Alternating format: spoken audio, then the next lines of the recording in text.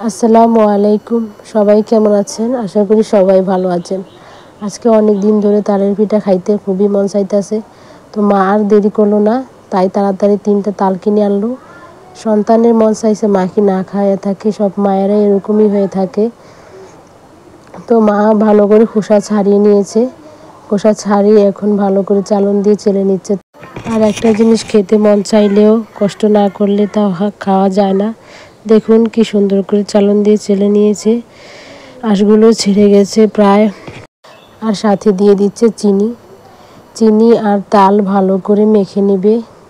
চিনি একটু গলতে একটু সময় লাগে, তাই মা অনেকক্ষণ ধরে আর কি তালগুলোর সাথে চিনিগুলো অ্যাড করে মিশিয়ে নিচ্ছে। আর সাথে দিয়ে দিচ্ছে কিছু পরিমাণ লবণ। আপনারা আপনাদের স্বাদ মতো দিতে পারেন। আর এভাবে তালের পিঠা বানানোটা অনেক ভালো লাগে। আমার অনেক দিন ধরেই মন চাইতেছে খাইতে।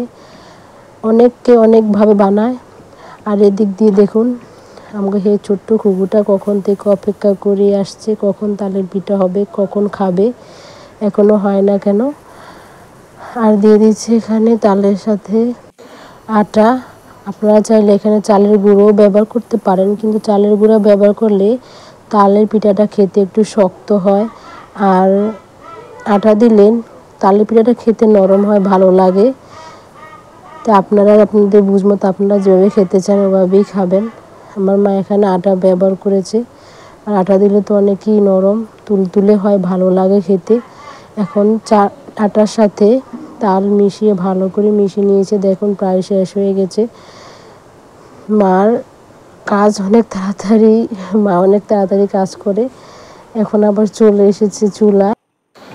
আর কড়াইতে দিয়ে দিচ্ছে সয়াবিন তেল। সয়াবিন তেল ভালো করে ফুটে ওঠা পর্যন্ত অপেক্ষা করছে।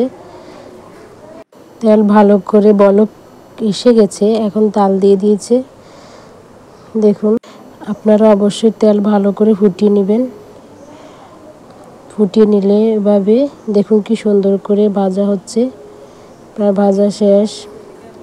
এভাবে খেতে অনেক মজা লাগে। তাল অনেকভাবেই খাওয়া যায়, আমার কাছে এভাবে খেতে অনেক ভালো লাগে, আমি অনেক পছন্দ করি এভাবে খেতে। এটাকে তালের বড়া বলে। তালের বড়া তেলে ভেজে তালের বড়া খেতে অনেক অনেক ভালো লাগে।